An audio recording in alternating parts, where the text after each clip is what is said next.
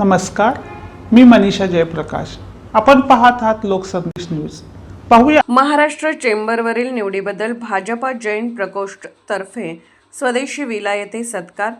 Cluster development committee सदस्यपदी श्री बाहुबली कुमार देसाई तसेच governing कौन्सिलमध्ये निमंत्रित सदस्य स्पेशल इन्व्हाइट म्हणून श्री अमित जयपाल चिंचवाडे यांची निवड झाल्याबद्दल दोघांचा सत्कार भारतीय जनता पार्टी जैन प्रकोष्ठतर्फे स्वदेशी विला येथे उत्साहात संपन्न झाला. याप्रसंगी श्री रावसाहेब पाटील यांच्या हस्ते शाल, श्रीफळ व पुष्पगुच्छ देऊन मान्यवरांचा सन्मान करण्यात आला.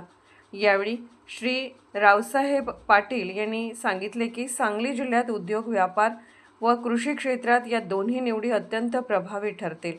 अनुभवी व कार्यक्षम कार्यकर्त्यांच्या निवडीमुळे जिल्ह्याच्या विकासाला निश्चितच गती मिळेल असा विश्वास त्यांनी व्यक्त केला. श्री रावसाहेब पाटील यांच्या विशेष प्रयत्नामुळे चेंबर ऑफ कॉमर्सचे अध्यक्ष श्री रवींद्र माणगावे यांनी या निवडी केल्या. यावेळी श्री बाहुबली कुमार देसाई यांनी मनोगत व्यक्त करताना सांगितले की महाराष्ट्र चेंबरच्या माध्यमातून उद्योग, व्यापार आणि कृषीबरोबरच सांगलीमध्ये क्लस्टर डेव्हलपमेंटसाठी विशेष प्रयत्न करेन. तसेच श्री अमित जयपाल चिंचवाडे यांनी आपल्या मनोगतात सांगितले की गव्हर्निंग कौन्सिलमध्ये निमंत्रित सदस्य म्हणून काम करण्याची संधी मिळणे ही माझ्यासाठी अभिमानाची बाब आहे.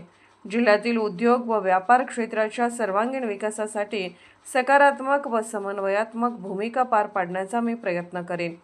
कार्यक्रमास जैन प्रकोष्ठचे पदाधिकारी व कार्यकर्ते मोठ्या संख्येने उपस्थित होते. संपूर्ण कार्यक्रम उत्साहपूर्ण वातावरणात पार पडला.